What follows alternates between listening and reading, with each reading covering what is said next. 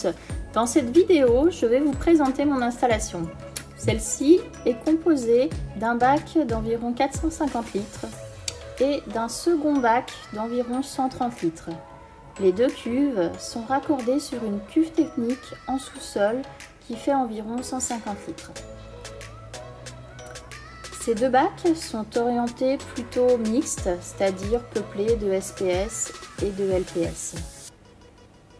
Le brassage du grand bac est assuré par 3 Vortec MP40.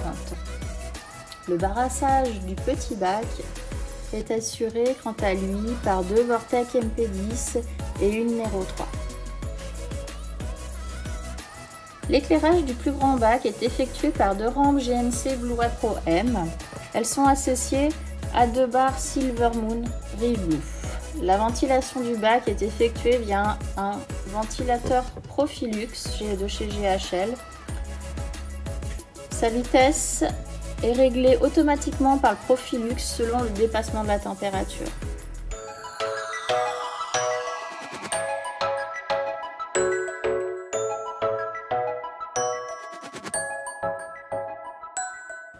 Donc là, on passe sur la plus petite cuve, donc qui se situe quasiment en face de la grande cuve dans la même pièce. C'est une cuve d'un Red Sea 170, un Reefer 170 que j'ai modifié. Donc voilà, la cuve fait 130 litres. Elle est raccordée tout comme le grand bac sur la cuve technique au sous-sol. Donc dans le meuble, il n'y a plus rien, hein, plus de décantation, voilà, tout a été modifié. C'est exactement la même eau donc, que dans le grand bac. C'est le même système. Pour ce qui est de l'éclairage, il est effectué par une Blu-ray Pro M.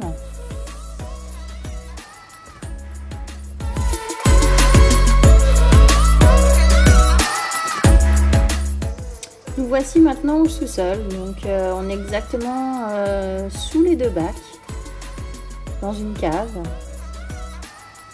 Et donc là, j'ai aménagé toute la partie technique.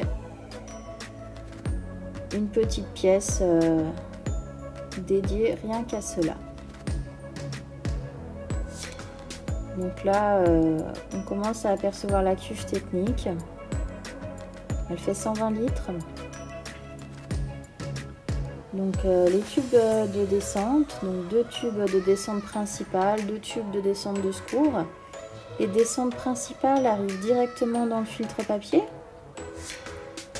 Donc l'eau est ainsi filtrée une première fois.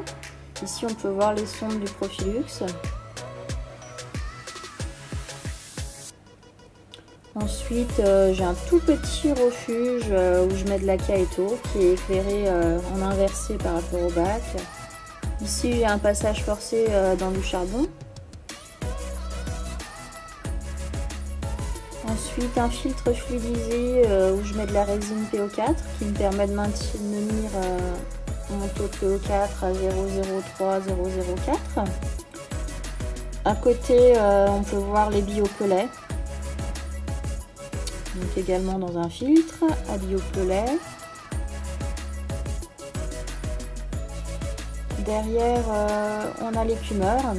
Donc c'est un BBK, un Supermarin 200. Il est automatisé avec une lame qui nettoie le col de l'écumeur toutes les heures. Ensuite, la partie remontée. Les 2 pompes de remontée, c'est 2 Vectra L2. Et donc tous les tubes des ajouts qui viennent se faire dans la partie ici, dans la partie remontée. On aperçoit aussi les capteurs du Profilux, donc 3 capteurs, un haut, un bas, et le capteur de niveau pour l'osmolation. Ici on a toute la partie Profilux, donc le KH Director qui effectue 4 tests par jour et qui me règle en fonction des résultats les ajouts nécessaires. Les pompes doseuses qui me permettent d'ajouter tous les compléments. Et donc voilà, j'ajoute du carbocalcium pour le KH, calcium et magnésium. Les oligo-éléments A-K+, du manganèse, du nitrate, du NP-lactobalance.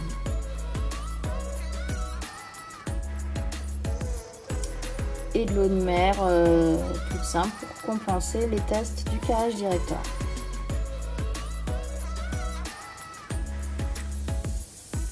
Ensuite, j'ajoute via ces deux pompes doseuses du phyto et du zoo.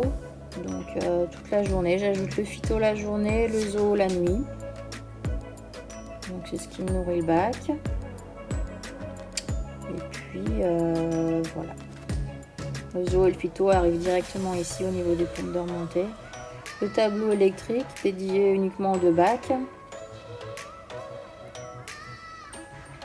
Ensuite, juste en dessous, j'ai les deux cuves. Donc une cuve d'eau osmosée pour la compensation.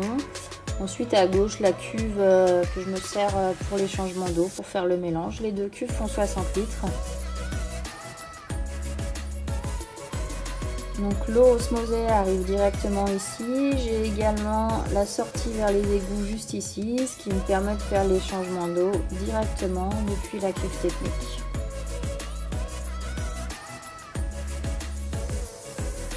Un petit placard.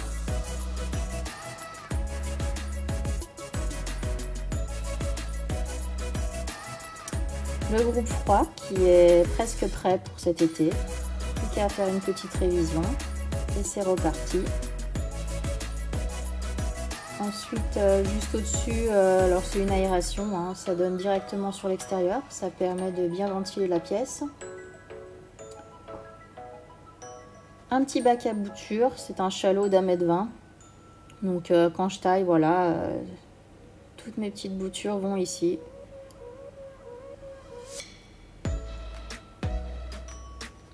Une petite table, un petit aménagement.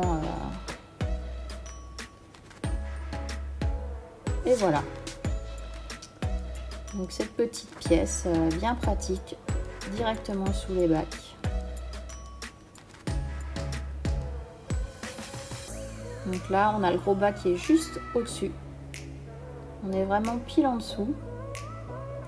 Et le plus petit bac, donc voilà, là on suit les tuyaux de descente et de remontée. Et là on arrive, voilà, le petit bac est au-dessus ici.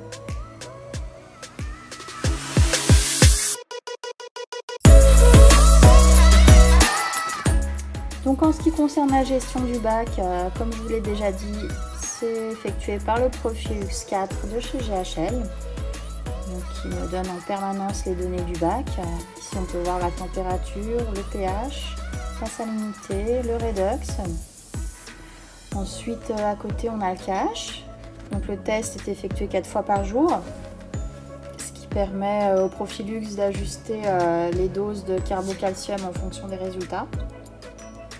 Ensuite au-dessous on peut voir les pompes doseuses, donc tous les ajouts que je fais de toutes les différentes choses. Ensuite on a en bas, c'est un petit agitateur magnétique que j'ai dans le bidon du carbocalcium. Il s'active 1 minute avant chaque dosage, ça permet d'éviter les dépôts. Ici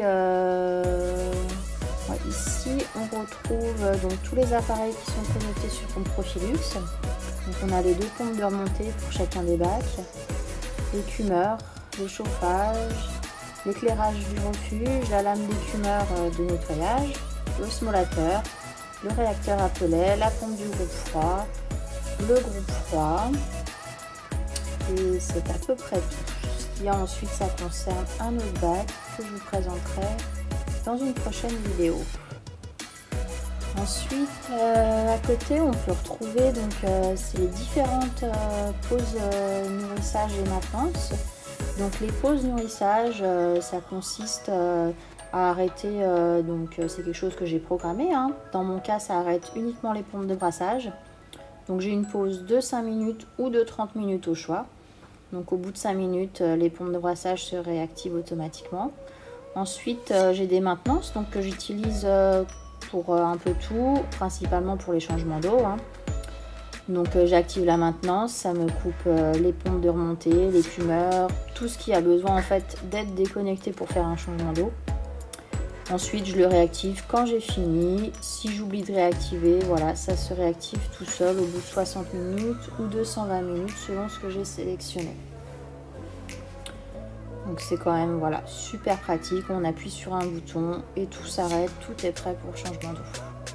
Ici, on a la courbe du pH et du redox. C'est très pratique, on voit les fluctuations, on voit tout de suite s'il y a quelque chose qui ne va pas. Et donc voilà, en gros le Profilux.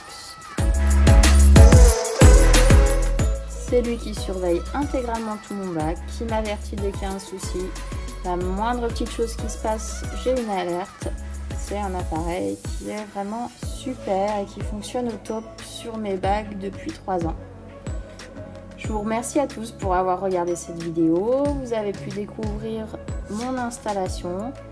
Voilà, je vous donne rendez-vous dans de prochaines vidéos pour suivre tout ça, pour voir mon Nanophos que je vous présenterai la prochaine fois.